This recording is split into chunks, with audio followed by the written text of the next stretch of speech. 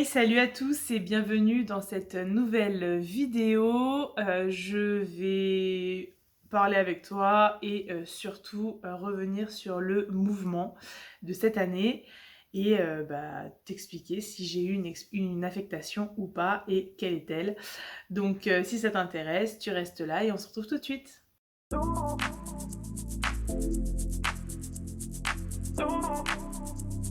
Nous sommes actuellement le 8 ou le 9 juin. Je suis en arrêt de travail puisque un truc de dingue m'est arrivé. J'ai été piquée par un insecte au niveau de la pliure de la cheville.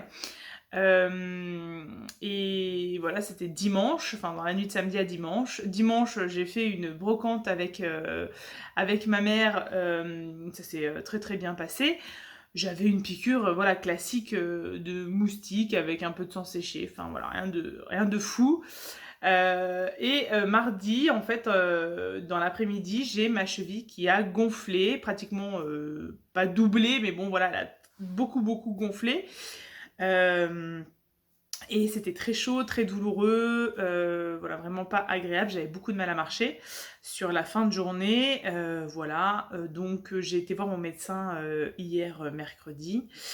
Et en fait, paraît-il que le moustique a piqué au mauvais endroit. Alors moustique ou autre insecte, hein, on n'a pas de certitude pour le moment.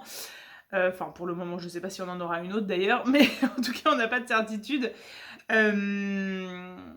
Il semblerait que la piqûre a juste été faite au mauvais endroit et que du coup ça a créé une inflammation au niveau de l'articulation de la cheville, ce qui fait que j'ai beaucoup de mal à bouger la cheville et que même si ma piqûre est sur la pliure en fait de ma cheville, en fait c'est toute la malléole qui est complètement gonflée. Un peu comme si j'avais eu une entorse en fait, hein, voilà, et en termes de douleur c'était un petit peu la même chose. Voilà, et vu que j'ai des antécédents de phlébite et d'embolie pulmonaire, je suis donc au repos avec des super chaussettes de contention. Voilà, et le but étant d'éviter de faire trop de marches et trop de piétinement. Euh, et aussi d'éviter la station assise. C'est pour ça que là, actuellement, j'ai ma jambe complètement euh, tendue. Voilà.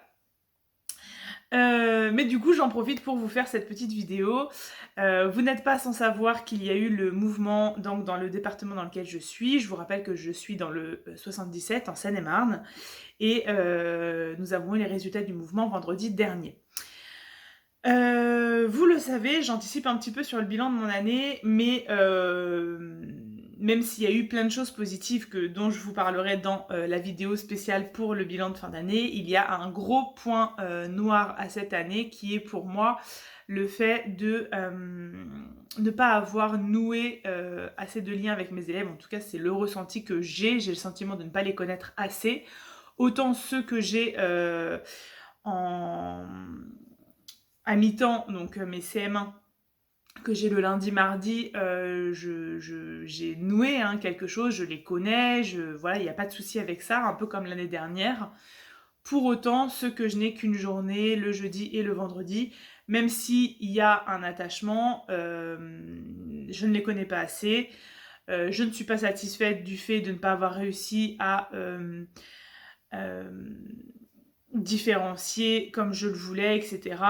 Par manque de temps, parce que en réalité, avoir 3 classes à l'année, ça demande beaucoup de travail. Et si je voulais pouvoir me dégager aussi du temps de vie, de charge mentale, en fait, hein, voilà, si je voulais pouvoir me dégager un petit peu de temps, eh bien, je devais faire l'impasse sur certaines choses. J'en avais parlé avec mon PEMF.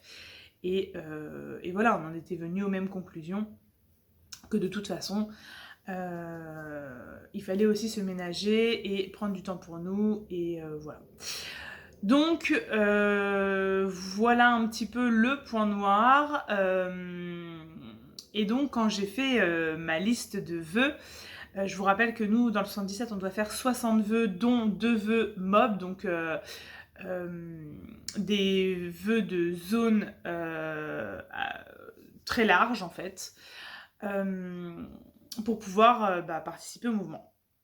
Donc, enfin, on peut faire moins de vœux, mais personnellement, les syndicats nous avaient quand même expliqué que si on fait moins de vœux, en fait, le but de l'ordinateur, c'est quand même de nous placer. Et donc, s'il y a des postes qui sont laissés libres à un certain endroit dans le département, ben, on pouvait très bien y être affecté. Si on n'a pas fait le jeu en fait des 60 vœux, les recours que l'on engage peuvent être plus compliqués à gagner dans ces conditions-là. Donc, partant de là, j'ai pris le parti de faire 60 vœux réfléchis, hein, et avec quand même l'espoir d'avoir une classe à temps complet, sachant que dans l'école dans laquelle je suis le jeudi, il y avait potentiellement 4 postes à pourvoir. Donc en fait, 3 postes sûrs et un avec potentiellement la personne participer au mouvement, donc potentiellement elle pouvait avoir un poste et donc un 4e poste qui pouvait s'ouvrir.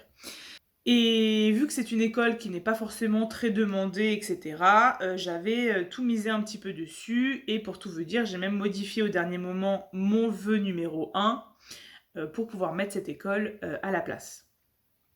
Sauf qu'il s'avère que mon premier vœu n'a pas été exaucé, hein, comme on peut dire. Voilà, finalement, je me rends compte qu'entre ce qu'on nous dit et la réalité, il y a un monde, parce que la réalité, c'est qu'on ne peut pas savoir à l'avance. On a beau faire des stratégies à droite et à gauche, en fait, on ne peut pas savoir. Moi, j'ai entendu parler de certaines écoles qui sont inaccessibles, que des jeunes PE peuvent jamais avoir, etc. Et en fait, je me suis rendu compte que l'école où j'ai fait mon stage, que du coup, hein, j'avais fait une croix dessus, me disant de toute façon, je ne l'aurai pas, c'est sûr et certain, donc je la mets même pas dans mon premier vœu, en fait, hein, je la mets un peu plus loin. Et ben en fait, elle a été prise par 2 T2. Donc, autant vous dire que c'est que dalle, hein, en termes de points. Et donc en fait, je me dis, je pense sincèrement que si j'ai un conseil à vous donner, c'est n'écoutez personne. Oui, écoutez les grandes lignes des syndicats, ça d'accord. Mais à partir de là, n'écoutez pas les collègues qui disent ouais, mais ça tu l'auras jamais, oui, mais là, machin. En fait, vous mettez les écoles que vous voulez vraiment avoir et c'est tout. Pas la peine de faire des stratégies en vous disant oui, mais cette école-là, elle est pas trop demandée, donc j'ai des chances de. Mais en fait, non, du coup, il n'y a aucune chance de quoi que ce soit. Voilà, c'est un petit peu mon amertume là de ce mouvement. C'est qu'en réalité,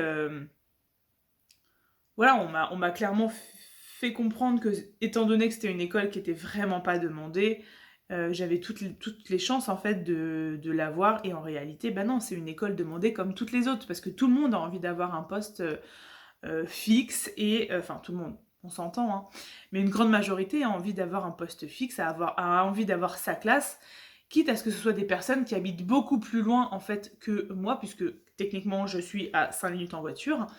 Et voilà, c'est le jeu, c'est le système qui est fait comme ça.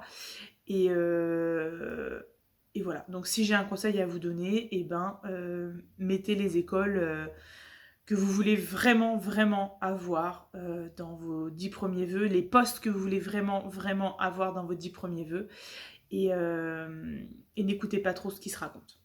Voilà. Mon 10e vœu à moi, c'était un poste un peu par dépit, on va dire. Ma priorité à moi, c'est de rester proche de mon domicile et surtout de l'école de mon fils. Pour des raisons de praticité organisationnelle, hein, au sein même de ma famille. Et donc j'ai fait un vœu de brigade. Donc brigade, c'est titulaire remplaçant en fait, hein. On est titulaire de notre poste, tout comme des enseignants qui sont titulaires de leur classe. Nous, on est titulaire aussi. Sauf qu'on n'est pas titulaire d'une classe, on est titulaire d'un poste. Et on est appelé à faire des remplacements. Donc, je vais un petit peu avancer sur le sujet. J'ai donc eu ce poste-là. Donc titulaire remplaçant, appelé aussi brigade départementale, ou ZIL pour ceux qui connaissent. Nous dans le 77, je crois que c'est un peu mélangé en fait, hein. Il n'y a plus vraiment de ZIL, c'est tout... Enfin, tout est un peu la même chose. Du coup, donc je l'ai eu à titre définitif. Une part de moi est contente et une part de moi ne l'est pas trop, mais plus parce que j'ai peur. Je vais vous expliquer. Je suis contente parce que je suis à titre définitif, enfin j'ai un poste à titre définitif, que l'année prochaine je ne suis pas obligée de reparticiper au mouvement, je peux choisir de garder ce poste-là ou de participer au mouvement, mais là pour le coup de ne mettre que certains vœux, enfin très peu de vœux, et si je n'ai pas ces vœux-là, il y a de fortes probabilités pour que j'ai de toute façon le poste sur lequel je suis actuellement. Donc les risques d'être sur d'autres postes que je ne voudrais pas sont moindres. Il y a également beaucoup d'avantages à ce type de poste-là, puisque quand nous sommes amenés à faire des remplacements, normalement on est plutôt sur des remplacements courts, même si ces dernières années on a pu constater qu'il y a beaucoup de brigades en remplacement long.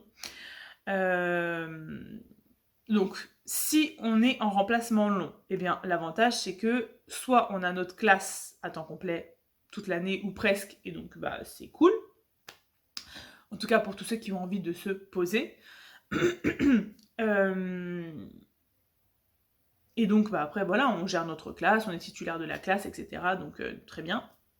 Enfin, titulaire de la classe, entre parenthèses, puisque on remplace quand même quelqu'un. On remplace la titulaire, en fait. Hein. Donc, voilà.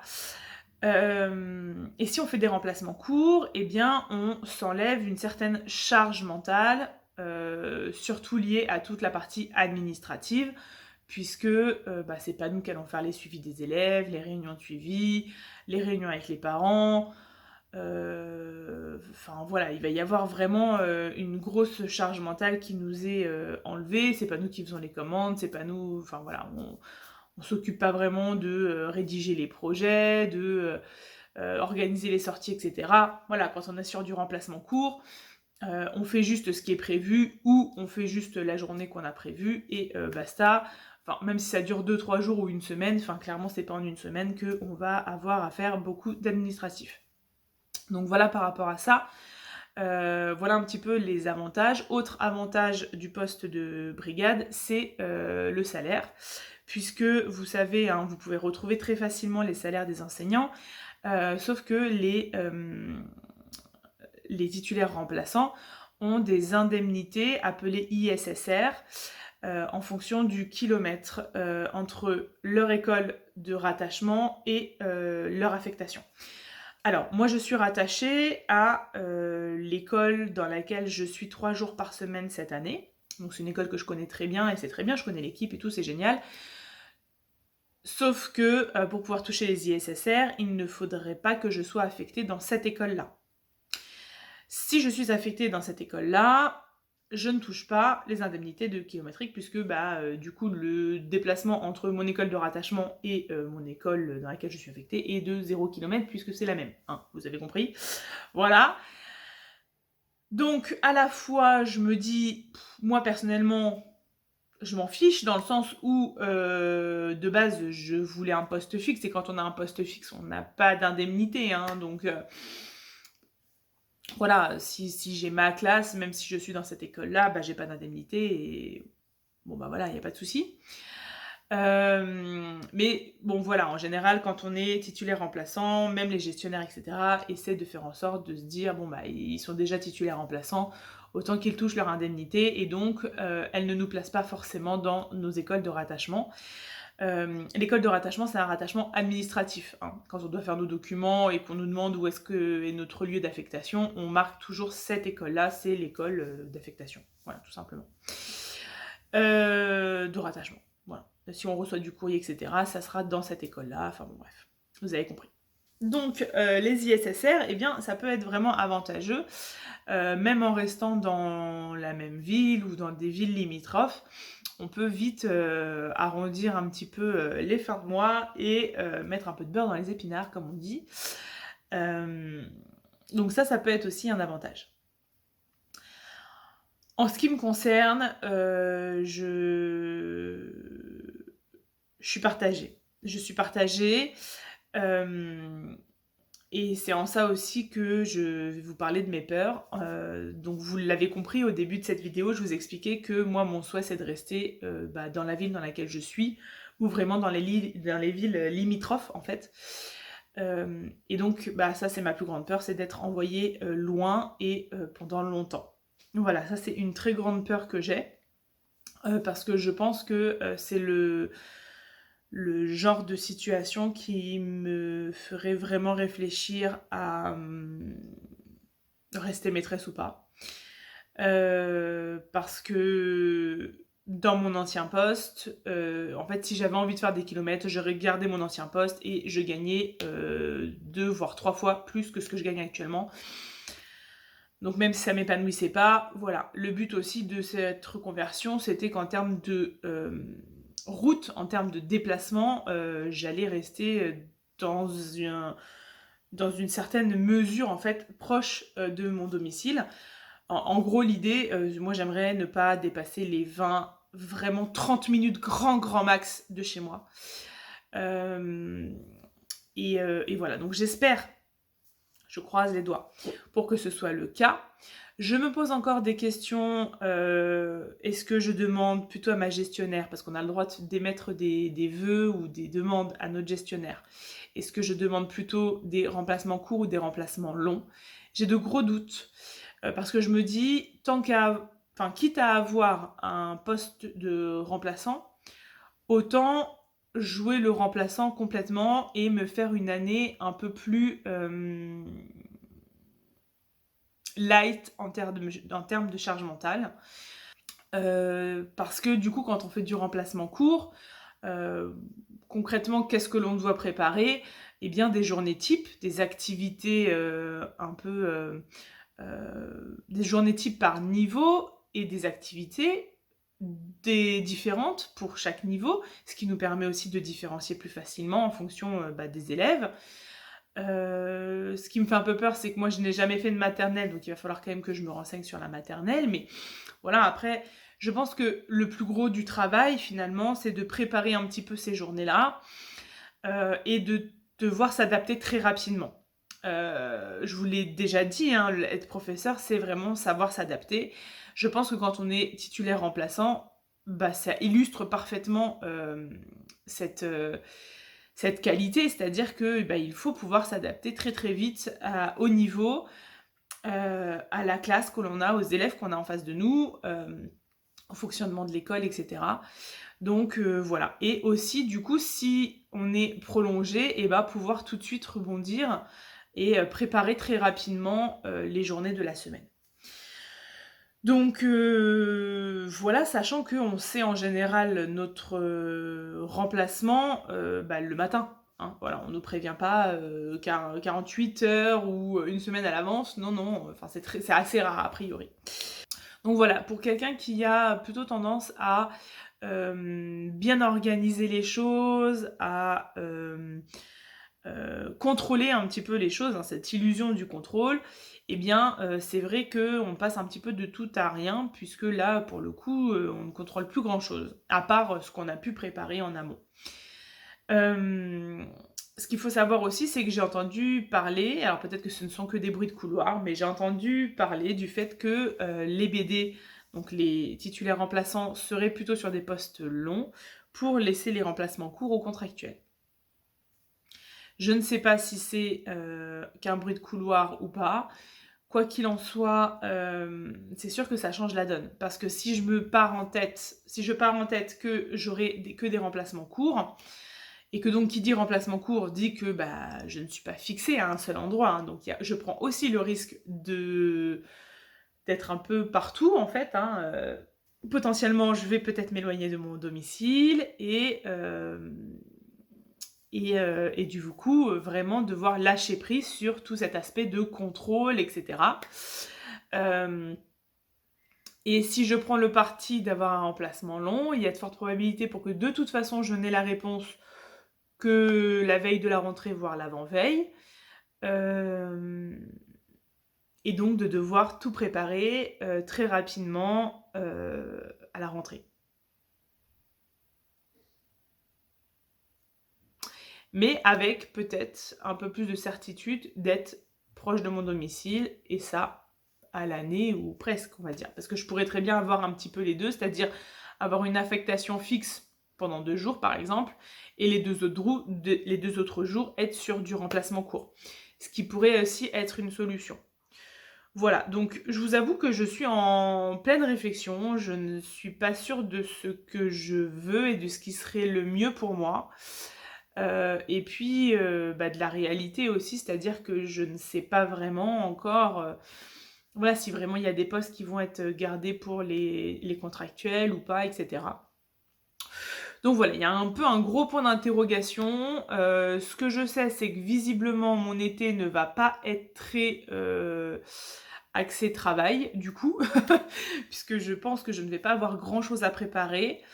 Je vais essayer d'avoir ma gestionnaire fin juin pour voir un petit peu avec elle, voilà, au niveau des types de remplacements. Je sais très bien que j'aurai pas mon remplacement tout de suite, mais au moins voir les types de remplacements. Je vous en parlerai donc lors de ma vidéo bilan de l'année. Et donc voilà, il y a de fortes probabilités pour que cet été, je n'ai à préparer, entre guillemets, que des journées type par niveau, avec des activités, et puis me remettre bien les programmes de chaque cycle en tête, avec cette idée de progression hein, par niveau. Donc voilà un petit peu ce qui se profile. Vous me direz, vous, en commentaire, si vous avez déjà eu ce type de post, comment vous l'avez vécu. Visiblement, de moi, ce que j'ai pu voir, entendre et avoir comme retour d'expérience, au début, il y a beaucoup de peur et d'appréhension, et au final, c'est un poste dans lequel on se plaît assez facilement et qui est même compliqué à lâcher vis-à-vis de ces indemnités kilométriques, justement, qui malgré tout font gonfler un petit peu le salaire. Donc voilà, je ne sais pas du tout ce que ça va donner, je ne sais pas si ça va me plaire, parce que là pour le coup, des remplacements courts, c'est sûr qu'on ne noue absolument pas de lien avec les élèves, et à la fois je me dis que ça peut aussi nous permettre de rencontrer d'autres écoles, d'autres équipes, d'autres fonctionnements. Ça peut être aussi très formateur, je pense. Donc voilà, j'essaie de prendre cette expérience comme quelque chose de bon de toute façon pour moi, parce que je pense que si ce n'était pas bon pour moi, je ne l'aurais pas eu. Et juste de garder le positif finalement de ce qui ressort de tout ça. Il y a juste voilà, ma part de moi qui essaie de toujours tout contrôler, qui est frustrée et un petit peu stressée parce que voilà, il y a un lâcher-prise complet, et je crois que je vais devoir vivre comme ça cette année. Au moins cette année en tout cas. Donc voilà, vous me direz ça en commentaire. N'hésitez pas à me dire du coup aussi si vous souhaitez me suivre dans cette aventure de remplaçante. Que ce soit des remplacements courts ou longs. Voilà, s'il y a des choses particulières que vous voulez voir. Est-ce que vous voulez voir comment je vais organiser mes journées types, ce que je vais faire cet été? Est-ce que vous voulez voir l'année prochaine? Est-ce que vous voulez que je vous emmène un petit peu comme dans des vlogs, etc. À la semaine ou à la journée, je ne sais pas, enfin voilà. Vous me direz tout ça en commentaire, et voilà. J'espère que pour vous, le mouvement, enfin en tout cas tous ceux qui ont passé le mouvement, ça s'est bien passé et que vous avez été satisfaite de votre affectation. Satisfaite. Hein. Moi, je sais que malgré tout, autour de moi, il y a eu beaucoup de mes camarades qui ont des postes définitifs, qui ont, ça y est, leur classe. Donc je suis très contente pour eux, même si je les envie énormément. J'ai eu aussi d'autres collègues qui ont eu de grosses surprises avec des affectations qui n'étaient pas du tout prévues dans leurs vœux, et donc ils vont devoir faire des recours. Voilà, donc vous me direz ça également en commentaire, expliquez-moi comment ça se passe pour vous. En tout cas, je vous souhaite à tous une très bonne fin d'année. Moi, je vais continuer à aller me reposer et à prendre soin de ma cheville, et on se retrouve dimanche prochain pour une nouvelle vidéo. Bye bye!